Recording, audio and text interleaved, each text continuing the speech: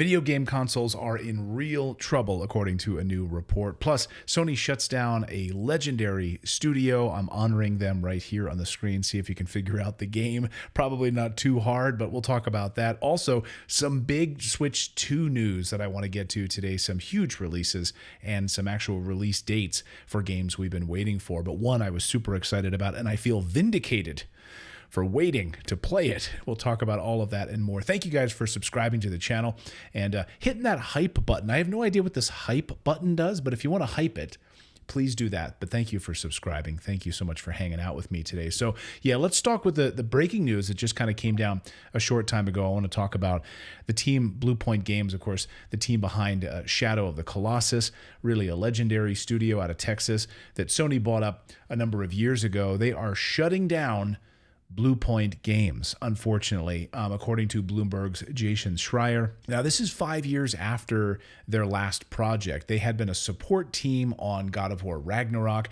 They had been working on this God of War multiplayer spinoff, which was canceled back in 2025. So an online multiplayer game. And of course, Sony's been slashing a lot of those projects.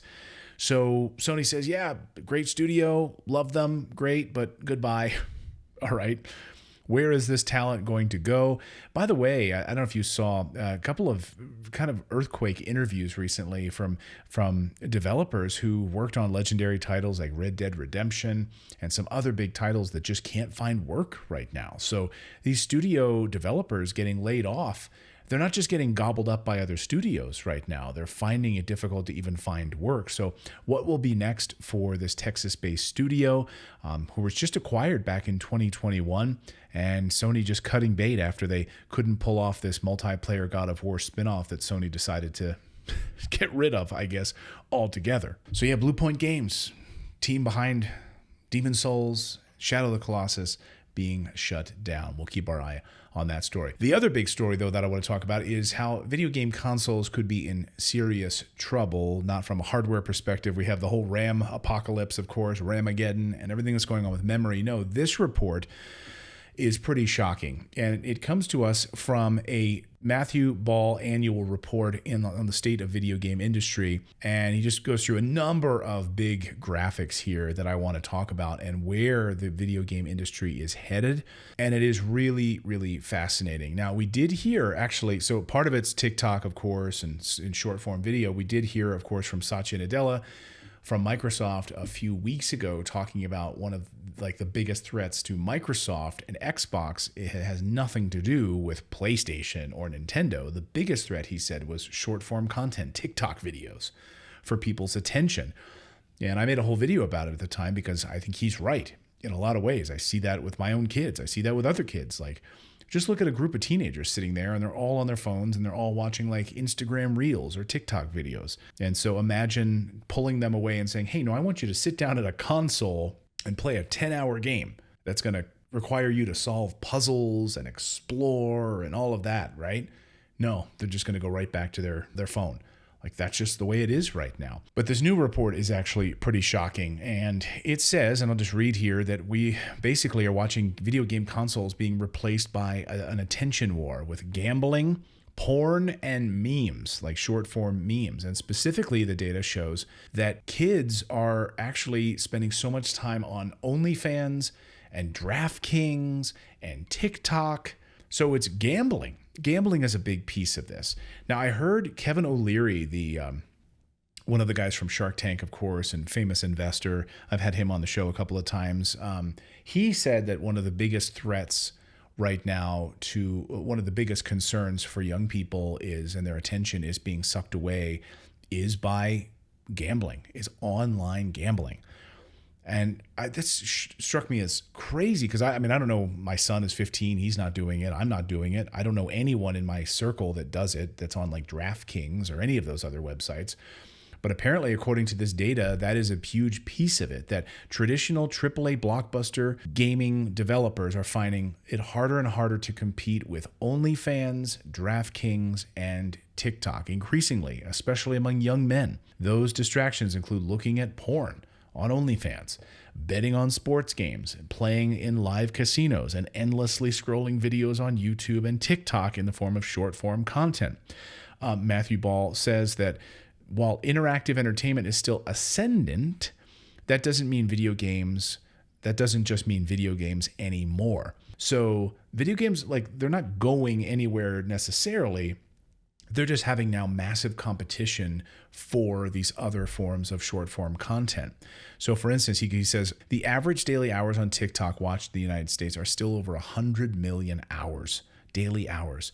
Total social media usage has surpassed 500 million average hours a day, with YouTube rising the fastest. Annual spending on OnlyFans for these people in the US alone is up nearly $5 billion, which is just horrible. Horrible. Like, where are the parents? Like, get your kids off of, like they're watching porn. Please get your kids off of this horrendous stuff, this demonic, really like satanic stuff. If I'm honest. It says that crypto also hasn't gone away. Meme coin trading is still surging. And AI app installs hit nearly 1 billion last quarter. And overall, playing video games on mobile devices and video games playing on consoles, you can see is actually 21% of mobile gamers, 29% of PC gamers.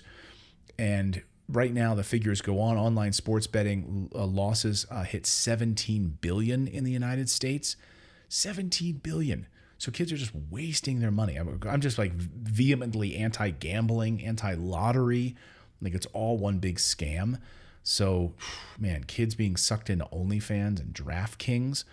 Interactive online casinos are spreading as players continue to pour money into mobile slot machine games.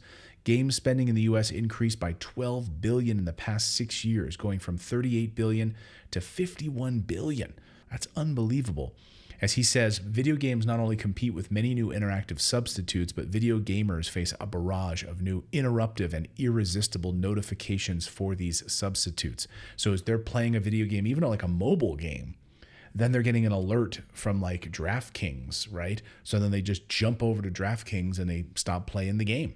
Video gaming's post-pandemic problem isn't that players choose to watch TikTok instead of buy a AAA game or subscribe to OnlyFans instead of buying a PlayStation. It's that on a Friday, this is the key sentence. It's that on a Friday evening, players are placing a growing share of their time and spend elsewhere. So instead of like sitting down on a Friday evening and just diving into Fortnite or, diving into a big AAA game for a few hours to wind down after a long work week, their attention is now being shifted to like these other pulls, to OnlyFans and TikTok and DraftKings.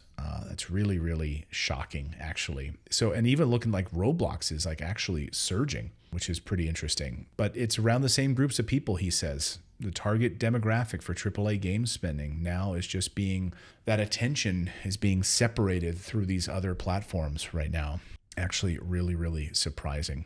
So that sucks for video game hardware. I'd love to hear your thoughts on that down below. Do you see that just in teenagers that you're around, or even young people, young adults? Let me know down below. All right, 2 awesome Switch 2 titles that I'm very excited about. So we got some new information today about Xenoblade Chronicles X. This just kind of came out of nowhere, and Nintendo just dropped this on the eShop. Full 60 frames a second, 4K for the Switch 2. Yes, yes, yes. And you can download it. You can obviously buy the upgrade pack if you've got the Switch 1 title, so you'll pay for that upgrade pack, and you get that full experience on the Switch 2. But by the way, why didn't they announce this at the Nintendo Direct just a short time ago? Wouldn't this would have been an awesome announcement at the Nintendo Direct? Like, you didn't know this was coming. 60 frames a second, 4K, now available as that upgrade pack.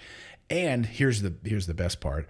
Is yes, we're getting a full physical, full game on the cartridge, the definitive edition as it's being labeled. So with everything included, and all of the upgrades and patches and everything will be available on April 16th and you can actually already pre-order it on Video Games Plus and some other locations. Available on April 16th. You get everything, which is going to be fantastic. I'm very, very excited about this. This was a nice little shadow drop today from Nintendo. The other big announcement that we got today, we got an official release date for FromSoft's new Switch 2 only title, Duskbloods. And we understand from from FromSoft that it's not coming to other platforms. Like, this is a Switch 2 exclusive. Maybe down the line we'll get some kind of announcement about other platforms, but right now, nope, it's only on the Switch 2, and the game looks incredible. I'm very excited about this, and I love FromSoft games, of course, the makers of Elden Ring and Armored Core and everything else. I'm very, very excited about this. So we do have a release date of March 27th. Yeah, you can watch the full trailer now. I was thinking, we're going to see this maybe later in the year, maybe, I don't know, maybe pushed into next year. I don't know, but no, it's coming out. So what does that mean for their Elden Ring release? I think probably they'll have a few months in between that, maybe fix the issues that we saw when gameplay was seen in first person and it didn't look so good. Elden Ring on the Switch 2, running on the Switch 2. Hopefully they'll spend that time optimizing it and we'll get a good Elden Ring release on the Switch 2, maybe months separated from the Duskbloods. But very excited about this March 27th release for this game. Are you guys going to pick this up? This is a day one purchase for me. And yes, got to get that Xenoblade Chronicles, also physical copy of that. I should point out on the Xenoblade Chronicles story, I forgot to mention this. Like, I bought it, started playing it, was loving it. I've got about maybe 2-3 hours into it and got distracted with another game. So I stopped playing it when we heard rumors of the Switch 2 was coming out. And then we got the announcement for Switch 2 and all of that. I said, you know what? I'm going to put a pause on this because hopefully there will be an upgrade for the Switch 2 and it'll have 60 frames a second. It'll look great. It'll look beautiful. Like, let me just wait and I'll go back to this game when it's announced on the Switch 2. So I'm glad I waited, and now I can go back to it, but I will wait for that physical copy and then I will jump into this game. So yeah, I guess my patience paid off in this. So yeah, that's all I wanted to talk about today.